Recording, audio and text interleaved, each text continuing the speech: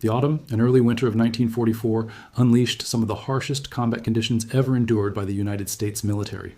After the exhilarating and rapid breakout across France, General George S. Patton's Third Army encountered an unyielding barrier at the German border.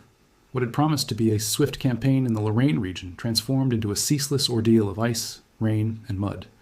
Torrential rain persisted for weeks on end. The fields became a viscous gray sludge, swallowing soldiers' boots and even entrapping Sherman tanks deep in its muck. Casualties mounted at an appalling rate. Men were not only struck down by German 88 artillery shells or concealed machine gun positions, they were also being consumed by the elements.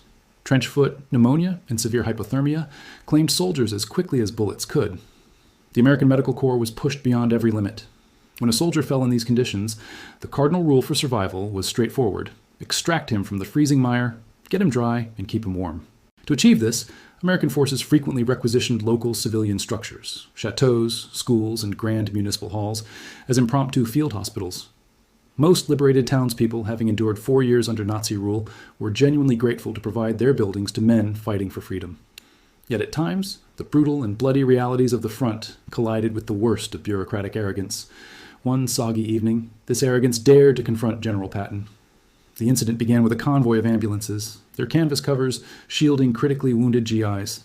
They arrived in a French town just a few miles behind the front lines, commanded to establish a triage center in a large, solid civic building approved by High Command. The structure stood as a symbol of European pre-war elegance, its oak doors imposing, marble steps pristine, interiors untouched. But when medics arrived, drenched and carrying stretchers, they met an immovable obstacle. The massive doors were padlocked and secured with chains.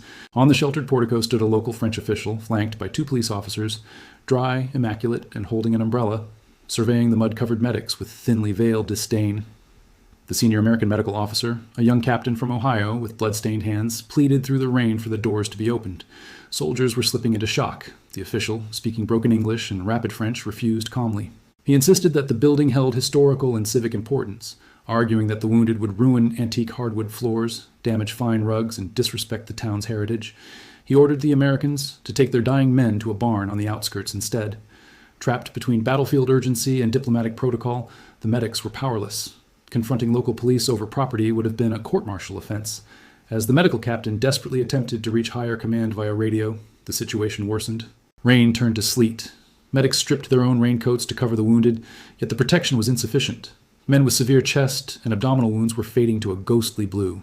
Those who had shed blood to liberate the town were now being denied warmth because it conflicted with one official's notion of civility. The French official remained detached, occasionally glancing at his pocket watch, indifferent to the suffering at his feet. Then came a piercing, unmistakable siren.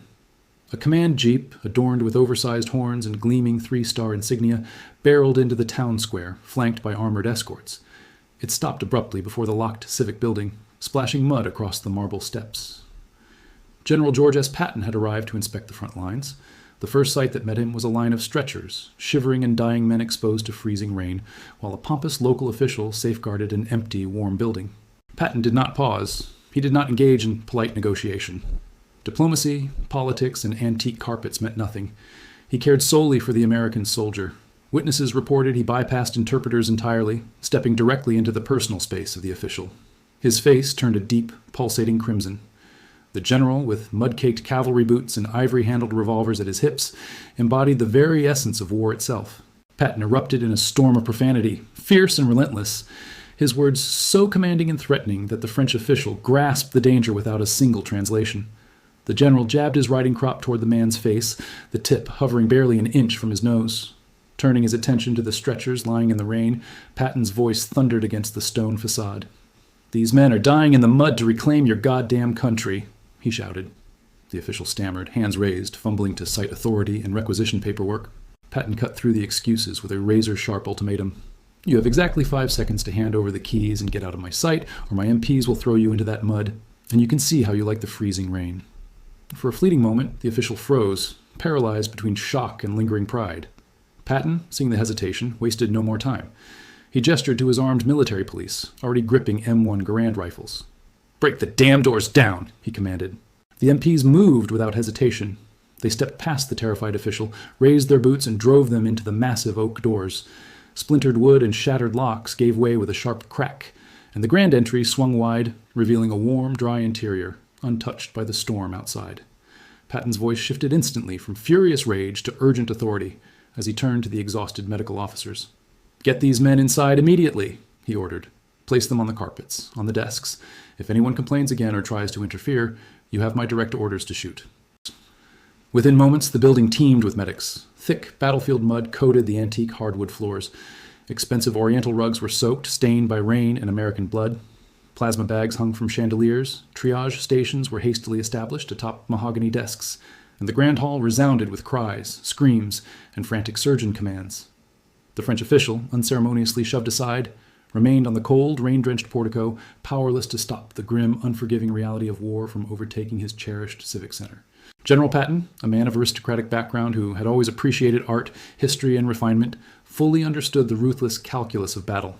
He knew that European freedom was not secured through polite negotiations, ceremonial handshakes, or administrative forms. Every inch of liberty was earned through the physical sacrifices of young American soldiers. By demolishing the doors, Patton broadcast a clear decree across the Third Army and to every Allied official. No building, no carpet, no politician stands above the wounded American soldier. In Patton's world, those who shed their blood had earned the right to warmth, and any attempt to deny them would meet absolute wrath. The autumn and early winter of 1944 had delivered some of the harshest and most grueling conditions the United States military had ever faced. The campaign in the Lorraine region transformed into a relentless winter ordeal.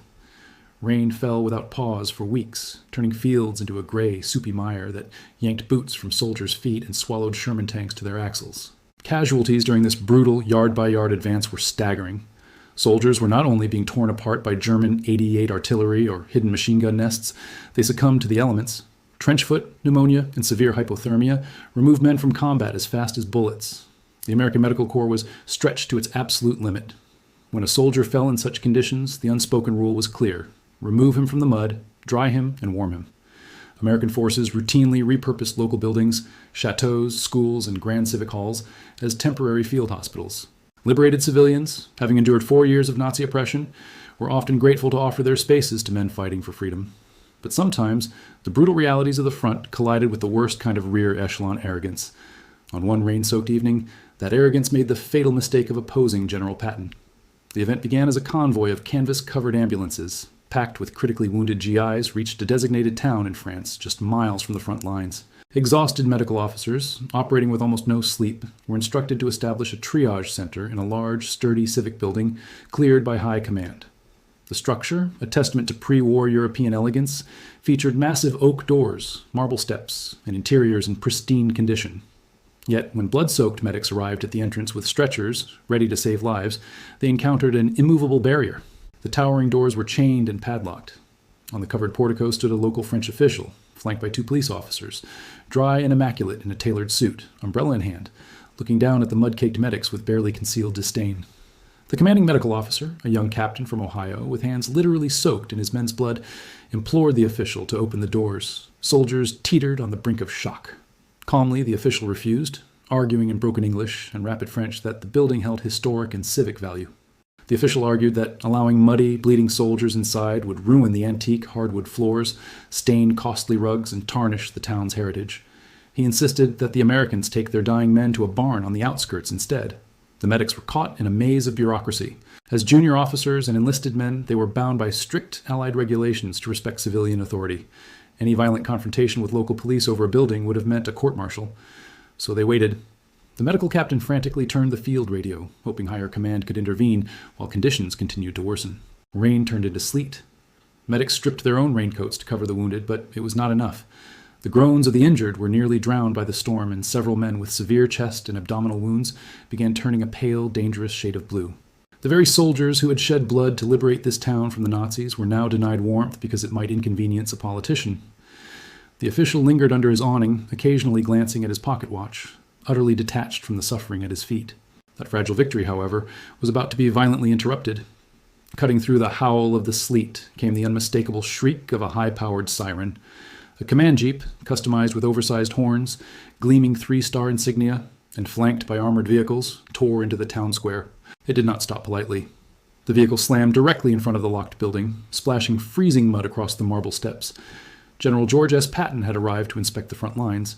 The first thing he saw was a row of stretchers, carrying his men shivering and dying in the icy rain. While a pompous politician protected a warm, empty building, Patton did not approach cautiously. He stormed up the steps. Mud clung thickly to his cavalry boots, yet his ivory-handled revolvers gleamed at his hips. He appeared as though forged entirely from war itself. The French official, facing the towering three-star general, straightened his chest and adjusted his tie. He likely anticipated a polite exchange, perhaps even an apology. He opened his mouth to explain his critical administrative reasons for keeping the building closed, but he never finished. Patton had no concern for diplomacy. He ignored politics, the mayor's authority, and antique carpets.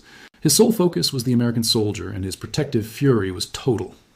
Witnesses recall that Patton bypassed the interpreter entirely, stepping into the official's personal space, his face a pulsing, terrifying crimson.